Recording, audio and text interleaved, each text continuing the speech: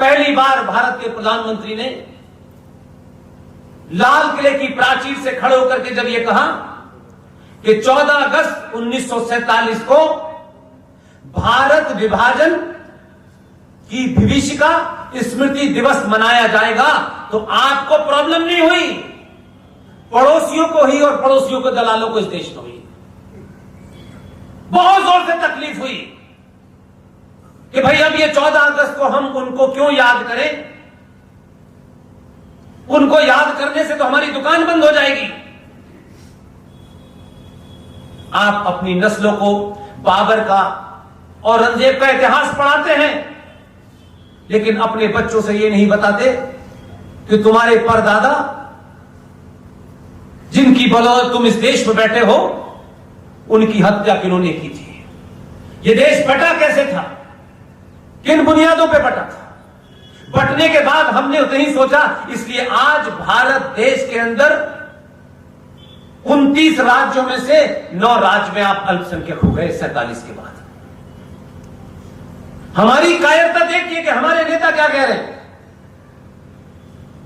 कि जिन राज्यों में हिंदू सनातनी अल्पसंख्यक हो गया है, हम इस पे विचार नहीं करेंगे कि यह घटना क्यों घट रही है, और हम धीरे धीरे बहुत से राज्यों में कम होते जा रहे हैं।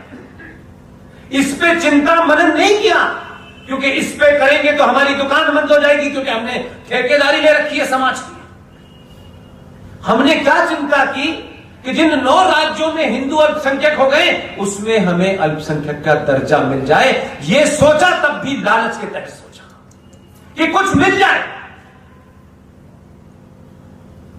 आप राजा से दरबान बन गए। यह पूरी प्रक्रिया नहीं सोची कि राजा से दरबान क्यों मिले। राजा से दरबान बन गए कोई बात नहीं, लेकिन दरबान की नौकरी पक्की हो जाए, इसमें लगे हो। यह किसी जिंदा कौम की निशानी नहीं। आपका इतिहास कोई बहुत पुराना नहीं है। आज जो लोग सनातन हिंदू परिवार के ब्राह्मण का जो बेटा बड़ा था, जब आता ताइयों ने आपके जनेऊ काट कर बिकवाना शुरू कर दिया, रोज जनेऊ काट कर तोले जाते थे कि आज कितने जनेऊ काटे हमने, तब आप ही के परिवार का एक बच्चा उसने कसम खाई, कुछ उसने अपनी वेशभूषा को बदला और कहा कि मैं सनातनी हिंदू की रक्षा के लिए जान दे दूंगा। उन्होंने कश्मीर जाके आपको बचाया,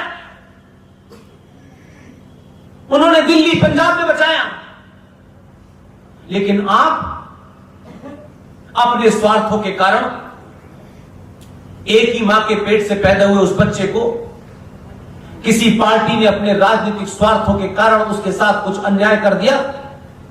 राजनीतिक पार्टी की संख्या 1 करोड़, 2 करोड़, 3 करोड़, 5 करोड़ ज्यादा से ज्यादा होगी, लेकिन 90 करोड़ समाज के लोगों ने उसका हाथ नहीं पकड़ा। बच्चों को बताया नहीं कि 14 नवंबर को ऐसा कौन महान आदमी था, कौन सा पराक्रमी था, कौन सी माउंट एवरेस्ट पे ये बच्चा चढ़ गया था कि आपने बच्चों के साथ ये अत्याचार कर दिया कि 14 नवंबर को आप बाल दिवस मनाएंगे। क्यों मनाए ये पता नहीं। जो इतिहास में मौने लोग होते हैं, वो अपने आप को जिंदा रखने के लिए अपनी काबिलियत, अपनी पॉपुलैरिटी, अपने कामों के कारण नहीं याद रखे जाते हैं। इसलिए इस तरीके की डेट तय कर दी जाती है कि उन्हें याद करो, जबरदस्ती याद करो। इसलिए 14 नवंबर आप बाल दिवस मनाते हैं। समाज से यह आवाज नहीं उठी सामूहिक कि भारत का इतिहास हजारों शूरवीरों से बड़ा हुआ है। क्या हम 14 नवंबर को बाल दिवस मनाते हैं, अपने बच्चे को भी बाल दिवस मनाने की प्रेरणा देते हैं? क्या कोई यह सरकारी संवैधानिक मामला है क्या? हमने नहीं बताया अपने बच्चों को कि अगर बाल दिवस मनाना ही है, यह माओ की जिम्मेदारी है, यह बुजुर्गों की जिम्मेदारी है, वो किस पार्टी के हैं किस पार्टी के नहीं है, यह महत्व नहीं है। कि बाल दिवस अगर मनाना है तो गुरु गोविंद सिंह के जो 4 पुत्र थे, 2 चमकौर के युद्ध में शहीद हो गए। एक 9 साल का जोरावर सिंह और 6 साल का फतेह सिंह। पंजाब के अंदर मुगल बादशाह ने अपने सिपह सालार को भेज करके कहा कि इनको कन्वर्ट करो। दोनों को खड़ा कर दिया, तलवार उसके हाथ में थी और उसने कहा इस्लाम कबूल कर लो। 6 साल के साहबजादा जोरावर सिंह और साहबजादा फतेह सिंह दोनों ने उस की आंखों में आंखें डाल करके कहा वाहे गुरु के अलावा किसी को नहीं मानता।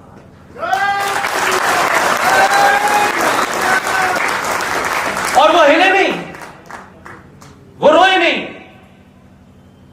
दोनों को जिंदा दीवार में चिनवा दिया गया। उनकी मृत्यु हो गई।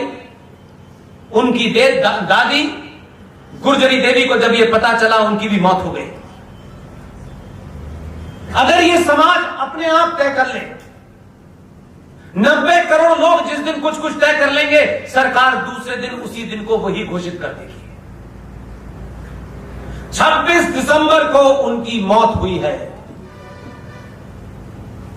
भारत की आने वाली पीढ़ियों को बच्चों में शौर्य की गाथा बतानी है तो जवाहरलाल नेहरू की जरूरत नहीं है, वाहे गुरु के दोनों पुत्रों की मिसाल दे देंगे।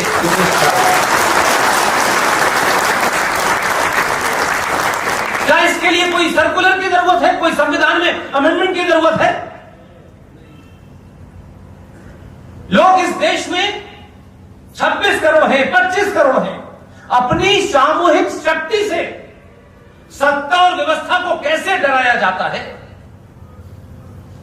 बिना पार्लियामेंट में गए, बिना इस व्यवस्था में आए, उनकी सामूहिक शक्ति इतनी है कि आपकी गिनती 90 करोड़ हो और पार्लियामेंट में 500-500 एमपी अगर हिंदू भी हो तो भी आपकी कोई सुनता नहीं है, क्योंकि आप सामूहिक तौर पर कोई बात नहीं करना चाहते। इसलिए आपकी खामोशी ने एक नहीं, मैं बहुत लंबी कहानी नहीं, मैं पिछले 90 से आपके सामने रखूंगा तो आपके नीचे से जमीन निकल जाएगी। क्योंकि मुझे वोट नहीं लेने, मुझे संगठन नहीं चलाना, ना मुझे वोट में इंटरेस्ट है ना संगठन में इंटरेस्ट है। जो भी लोग हमारे साथी जो जहां बोल रहे हैं वो चलता फिरता संगठन है, जिसको आना है उसके साथ खड़े हो। हम कोई संगठन वंगठन नहीं बनाते। अगर संगठनों से ही सब कुछ हो रहा होता तो फिर बहुत कुछ हो जाता। इसलिए 5 लोग ताकत के साथ, ईमानदारी के साथ अपनी बात को निडरता के साथ, तथ्यों के साथ रखेंगे, ये देश खड़ा हो जाएगा। आप आज यहां हैं, मैं बार बार आपसे ये बात इसलिए नहीं कह रहा, इसलिए कह रहा हूं घर जाइएगा, सोचिएगा कौन सी चीज आपको यहां खींच के लाई है।